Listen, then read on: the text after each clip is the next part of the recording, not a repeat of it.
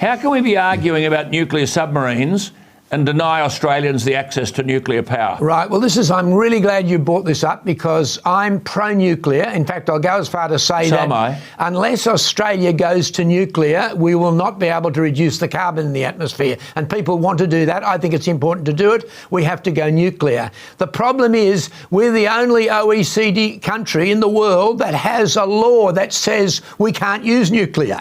And so when the CSIRO recently did a report where they claimed that solar and wind is cheaper than coal, which is not true, because once you put the storage in, it's too expensive. But did the CSIRO look into nuclear? No, they didn't, because every state and federally it's prohibited to use it. Now, this is a free country, and you've just pointed out we're moving to nuclear submarines, which I think is a sensible and forced decision on us.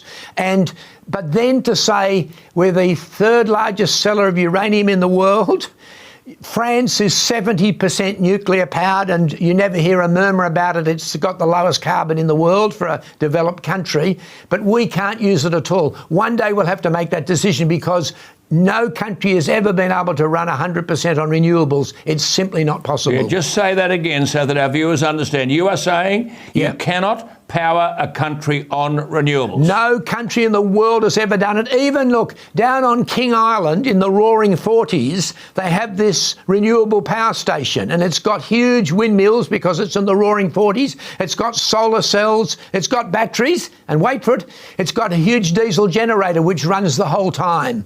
And if anything's going to show you that, unfortunately, it would be really fantastic if solar was cheaper and if it was not intermittent, and if you could afford the battery supply, we could run completely solar. That would be fantastic, but it's just simply not possible. No country in the world has ever done it. No one will be able to do it. And the longer we delay using nuclear, the longer we're going to keep putting carbon into the atmosphere. Dick, I interviewed the late Bob Hawke 18 years ago. He argued two things. One, get on with nuclear energy.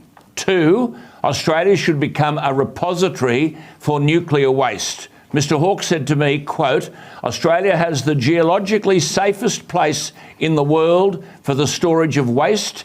He said what Australia should do, in my judgment, is an act of economic sanity and environmental responsibility to say we will take the world's nuclear waste. We could revolutionise the economics of Australia. What are your thoughts? Yeah, look, I know where we could store the nuclear waste. Not many people have been where I've been, and that is down into the uranium mine, which is in South Australia, where most of our uranium comes from. I've driven down into there, and there are these huge, great caverns where you could store the nuclear waste for the world in complete dryness, in complete safety. It's where the uranium that we sold them came from. And so that would be the ideal place to store it. But it's the Ranger uranium mine. But unfortunately, that's not allowed in Australia, of course.